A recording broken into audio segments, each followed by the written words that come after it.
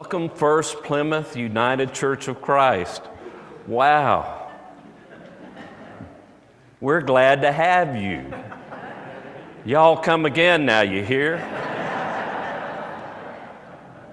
Sorry, Bob.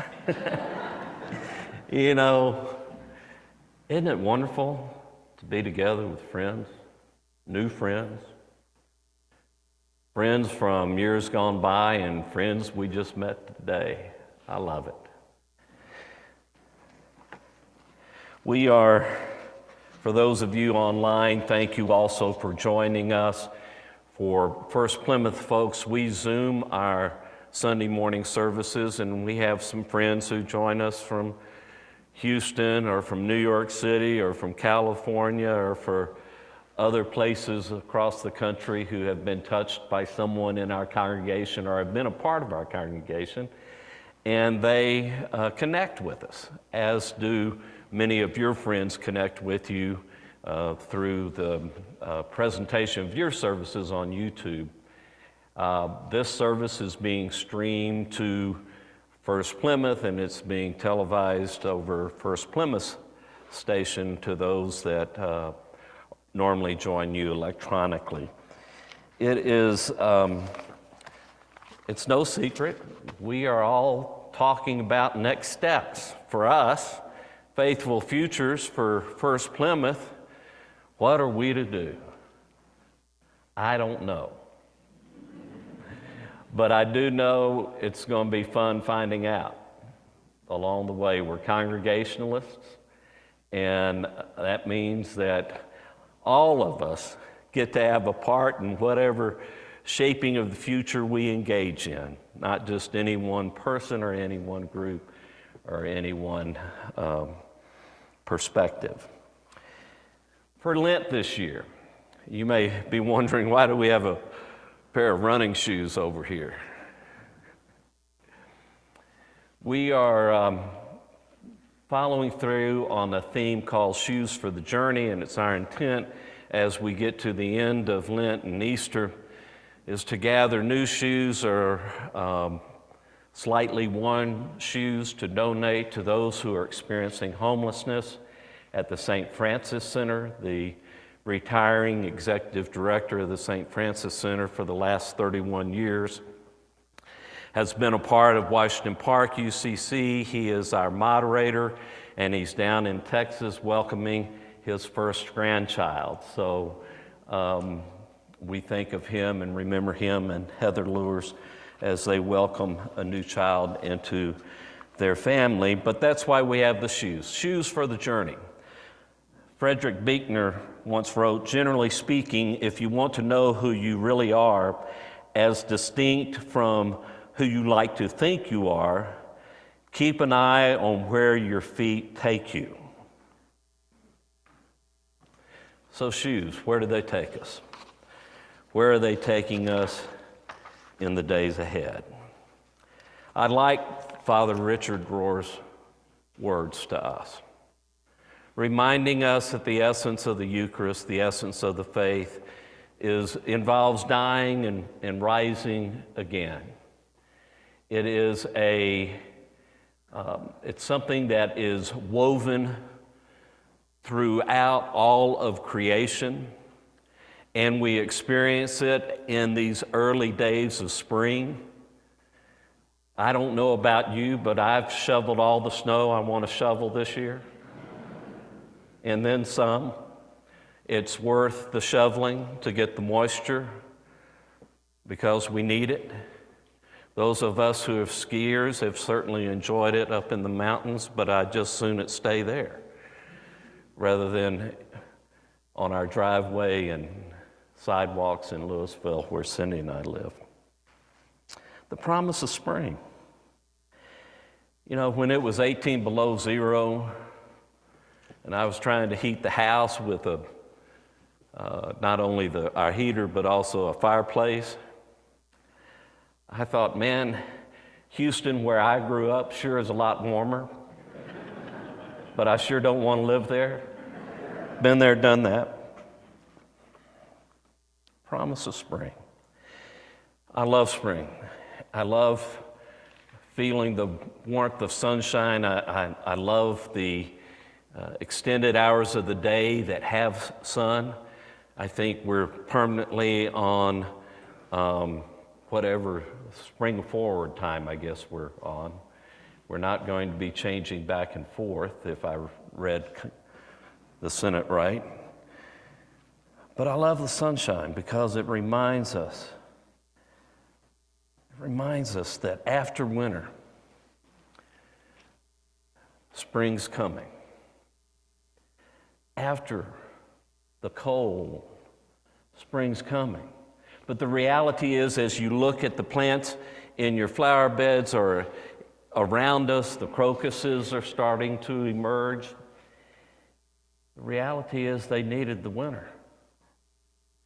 They needed the winter as a time to recover, to recoup, to gain energy so that they could grow in the spring. We don't like to think about it, but dying and rising are part of our lives as congregations. No one is saying that either congregation is in the process of dying. And yet both congregations have smaller memberships than we did when the pandemic began, right? It's had an impact on us. It's led us to start asking questions about what can we do with what God has given us better than what we're doing right now. Certainly during the pandemic, we understood it to be a time of dying as people lost their lives, as our loved ones and friends passed because of COVID. We saw all of the politicizing of it, and we made it through that. And, I guarantee you, I don't know about First Plymouth, but here, if we hadn't had Peter Sawtelle and his prior to doing eco-justice ministry, having lived in the tech world, we would have been way behind the 8 ball. But we're not. So, Peter, thank you publicly in front of your friends at First Plymouth. Wash Park knows how much we depend on you. But it changed the way we do church. It's changed the way we think about church. It caused us to find new ways to continue to be congregations united to end gun violence. Colorado Faith Communities United to end gun violence. It caused us to do supporting St. Francis Center differently. We house the East Denver Food Pantry here at Wash Park, and it caused the way we distribute food each week to those who are experiencing food insecurity. It caused us to do that differently. It caused you at First Plymouth to support migrants differently as they continued to seek ways to come to the United States. Dying and rising are a part of what we do in life. Out of doing things the way we had done them before, we were forced to rise in a new way to deal with the pandemic and deal with the impact of the pandemic on our churches. But what now? We get the dying and rising. We understand that. We're far more accustomed to the impact of dying than sometimes we realize. During these past 2.5 years, we've grieved and mourned the loss of friends, the loss of family. We understand dying up close and personal. Now, as my former pastor at Community UCC in Boulder, Peter Penning, used to say, we get the dying part. It's the resurrection part that we struggle with.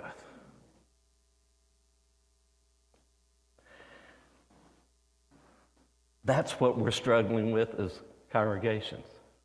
What gets raised new out of who we are and who we are becoming?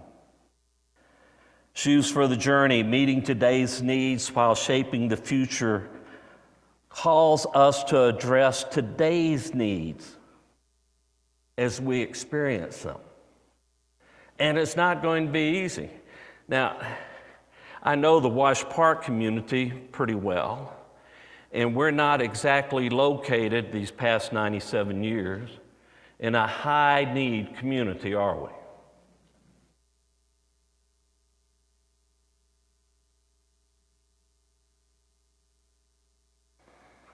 Where are the needs that we face today?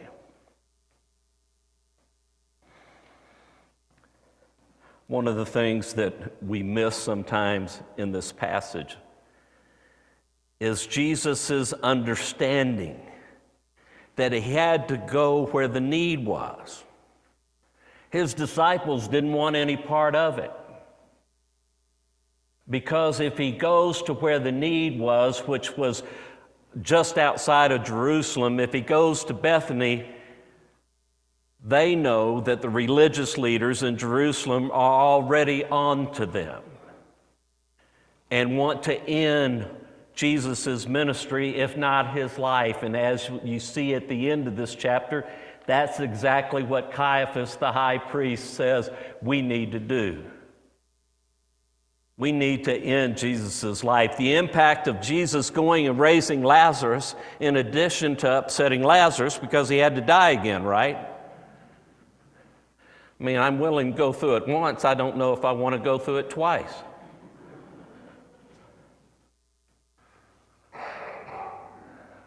But by raising Lazarus, he nailed his future to a cross. He knew it. The disciples knew it. Now, I'm going to take a couple of minutes just to veer off into some social justice stuff. What Jesus is walking into is the political power of his day as exercised through the church of his day and as implemented by the ruling power of the day, Rome. He goes toward Bethany knowing that Bethany is next to Jerusalem, and he knows exactly where he's going, not because he has divine insight from on high, but because he understands the politics of his day and the movement that had been created around him. But before we get into that, did you know the oldest manuscripts of the Gospel of John don't have Martha in it? Oops. It seems like editors after Papyrus 66, which was a copy of the Gospel of John from about 200 ACE,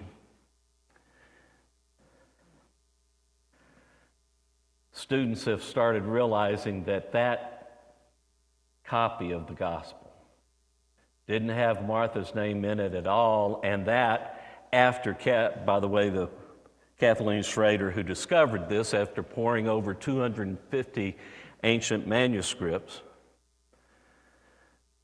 understood why somebody was writing Martha's name back into it. If you make this just about Jesus and Mary, you give Mary a much more powerful voice in the development of the early church than some in the 5th and 6th centuries wanted Mary to have.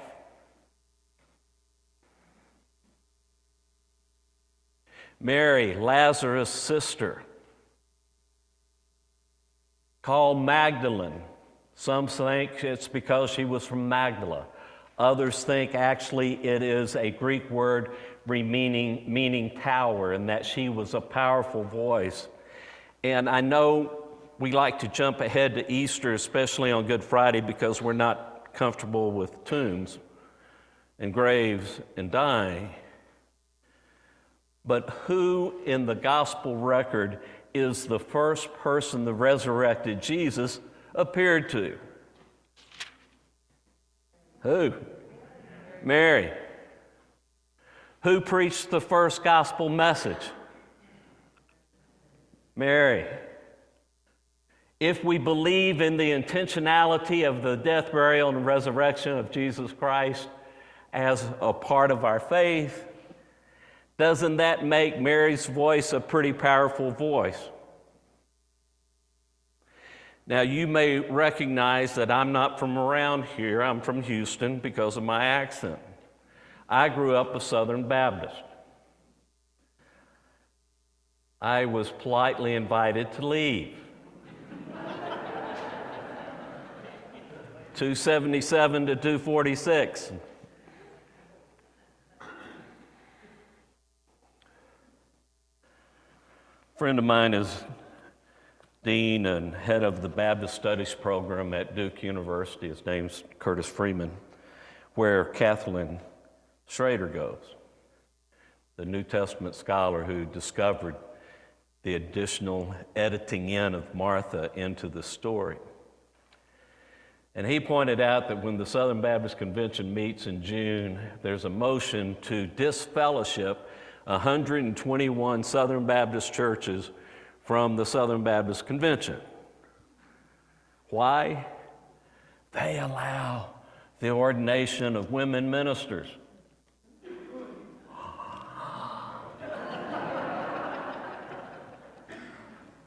Now, I've not been a Southern Baptist for quite a while now, and it's getting longer by the day, thankfully.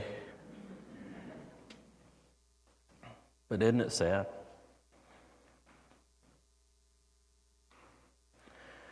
Isn't it sad that people can be targeted for answering the call of God upon their lives? UCC likes to say that God is a still speaking God, and we believe that. That it didn't end it with the manuscripts being written in Hebrew and Aramaic for the Hebrew scriptures, Greek and Aramaic for the Christian scriptures. We like to say in the UCC, no matter where you are, no matter who you are, no matter where you are on life's journey, you're welcome. My congregation has heard me say that's not good enough, we need to change it, in my not so humble opinion. To because of who you are, because of where you are on life's journey, you are welcome here. Our churches have had a strong commitment to being open and affirming congregations, affirming LGBTQ plus individuals as being capable, being called by God into ministry. The first UCC transgendered minister, Malcolm Hemschutz, was ordained in this church. There was a same-gender wedding done here in 1998 maybe, by Bruce Ingalls.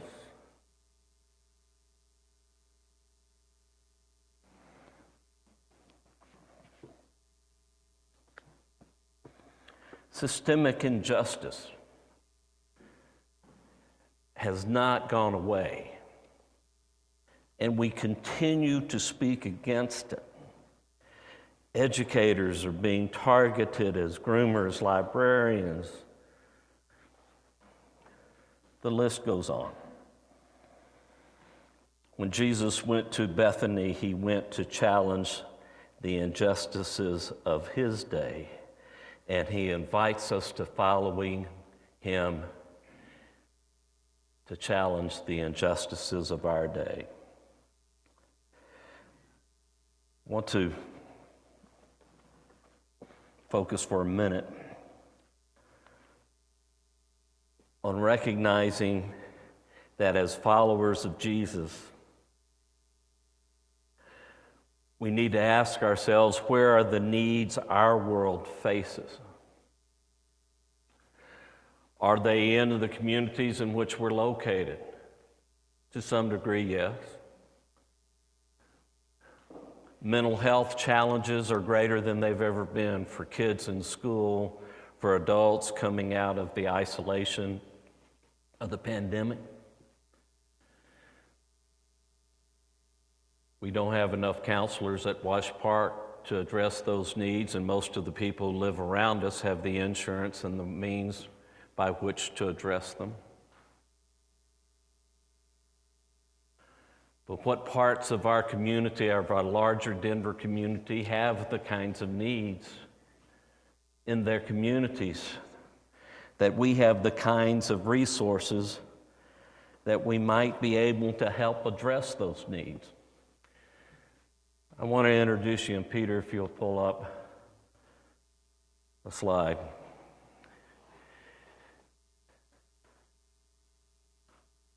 That's St. Peter's United Church of Christ in the Russell section of West Louisville, Kentucky. A number of years ago, that sanctuary was coming apart literally, internally and externally. And the pastor, who David Nestor and I got to meet when the Council on Health and Human Service Ministries of the UCC met here in Denver, is the Reverend Dr. Jamesetta Ferguson. If you can pull up. There she is.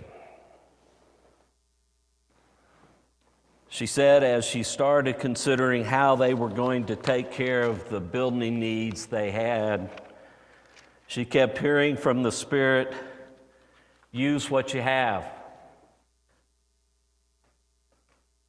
She kept focusing on that.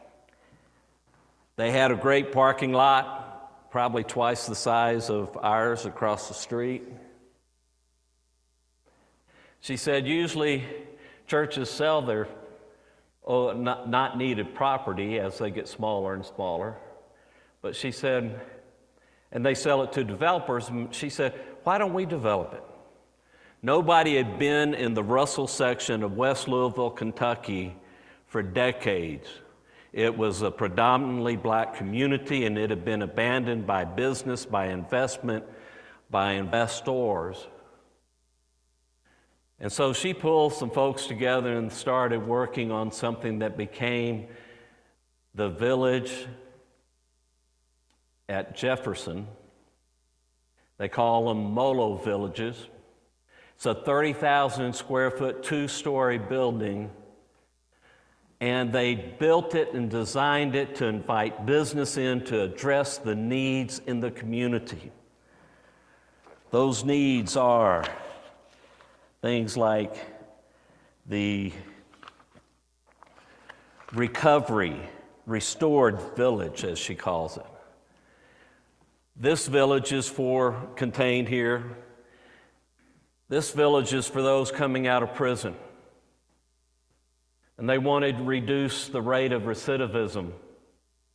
So they developed a program that gives those coming out of prison a craft, a way to make a living, a way to be. Then they had the health village. And the health village is designed to address those experiencing addiction and other health needs. In fact, they have a clinic there that they run out of the village at West Jefferson. They have the Future Village that focuses on youth and youth ministry. And they work it both in the building and over at the church. Oh, by the way, the $7.8 million that it took to build this place opened up the investment in the Russell community that enabled St. Peter's to fix their church. They fixed their church by first meeting the needs in their community.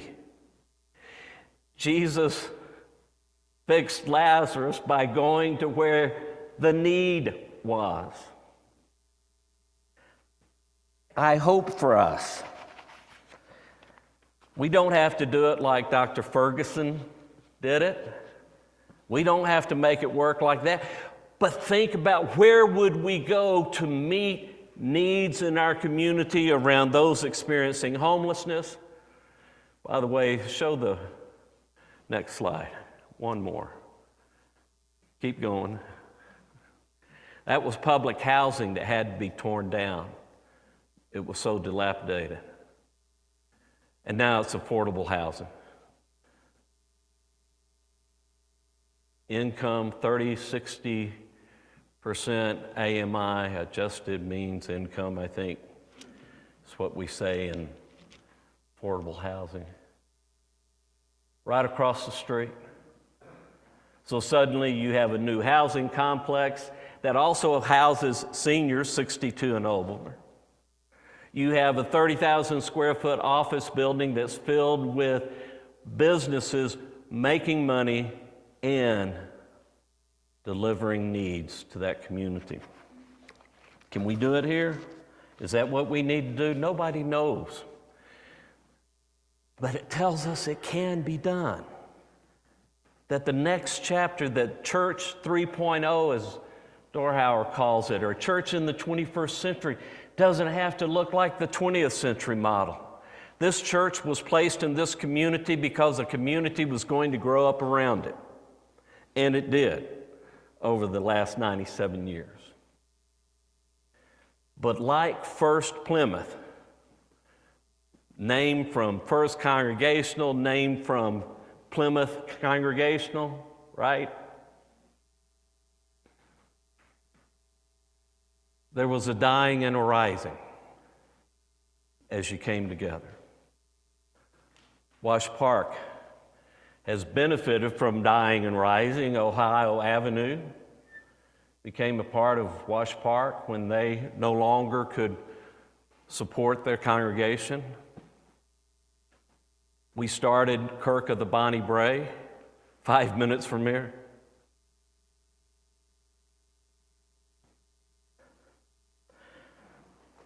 We know what it is to rise. We know what it is to experience what some would call dying. We know what it is to have questions and to fear the unknown. I was reading the 23rd Psalm the other day, and a commentator pointed out that the beauty of the 23rd Psalm is that while at Easter we're very uncomfortable with tombs and empty tombs, the 23rd Psalm speaks to us as we walk through the valley of the shadow of death, because the promise in the 23rd Psalm is that God will be with us.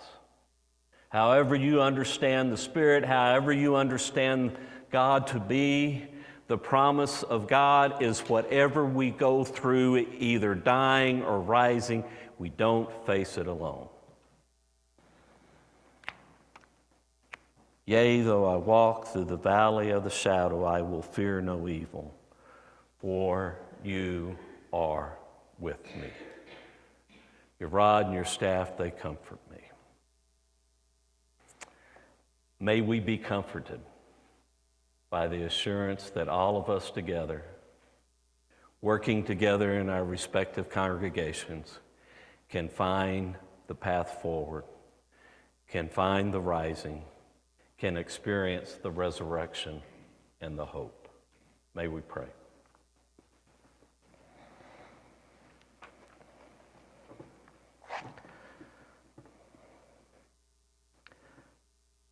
You brought us this far.